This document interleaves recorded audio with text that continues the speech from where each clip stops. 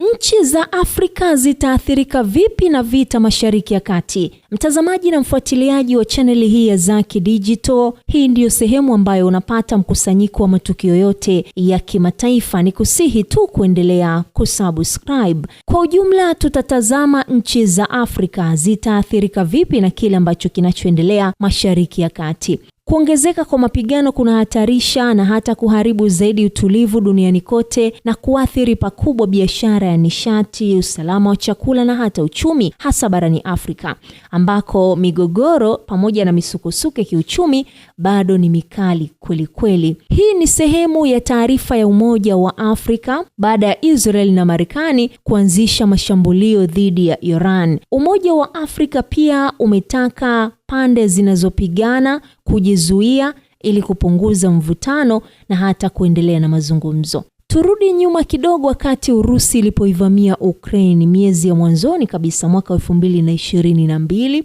Afrika ilianza kuona makali ya vita hivyo baada ya kutokea mgogoro wa chakula, ikiwemo kupanda kwa bei ya vyakula hasa ngano pamoja na mafuta. Hili tunalikumbuka vizuri. Katika ripoti ya shirika la fedha duniani IMF iliyochapishwa Aprili mwaka huo, ilisema baadhi ya mataifa ambayo yanaathirika moja kwa moja na vita vya Ukraine kwa kutegemea uagizwaji wa ngano kutoka katika nchi hiyo pamoja na Urusi kwa 85% ni pamoja na Tanzania, Ivory Coast, Senegal pamoja na Msumbiji. Haikuwa Afrika pekee, dunia nzima iliona makali ya vita hivyo ambavyo bado vinaendelea. Ni kutokana na ukweli kwamba hadi vita vinaanza, Urusi ndiyo nchi iliyoongoza katika mauzo ya ngano duniani, ikifuatiwa na Ukraine. Turudi katika vita Mashariki ya Kati kwa sasa hivi. Bila shaka mwathirika mkubwa katika vita hivi atakuwa ni Iran, ambaye amezungukwa na mashambulizi ya Marekani pamoja na Israel, lakini Afrika nayo tunaathirika kwa namna fulani. Kwa mujibu wa shirika la habari la Uingereza Reuters, ilimnukuu afisa mmoja wa Umoja wa Ulaya ambaye amesema meli zimekuwa zikipokea ujumbe kutoka kwa jeshi la Iran ikisema kwamba hakuna meli inayoruhusiwa kupita katika mlango wa bahari ya Hormuz.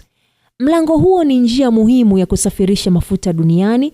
Takriban mapipa milioni 20 ya mafuta kwa siku huwa yanapitia hapo, yakiwakilisha 20 mpaka 25% ya biashara ya mafuta baharini duniani na 1/5 ya matumizi ya mafuta duniani. Kulingana na shirika la taarifa kuhusu nishati la Marekani, mapipa milioni 20 ya mafuta yalisafirishwa kupitia mlango wa bahari ya Hormuz kila siku kwa mwaka 2024. Hii ni sawa na takriban dola bilioni 500 katika biashara ya nishati ya kila mwaka. Mafuta yanayopita kwenye mlango huo yanatoka Iran, Iraq, Kuwait, Qatar, Saudi Arabia pamoja na Umoja wa Falme za Kiarabu. Njia hii ya maji ipo kati ya Iran upande wa kaskazini na Oman pamoja na Falme za Kiarabu upande wa kusini. Licha ya sehemu kubwa ya mafuta haya kwenda Asia, lakini Afrika inaweza kuathirika pia. Kwa mujibu wa taasisi ya utafiti kuhusu usalama yenye makao makuu yake Afrika Kusini, usumbufu katika mlango wa bahari wa Hormuz utaongeza bei ya nishati hiyo duniani.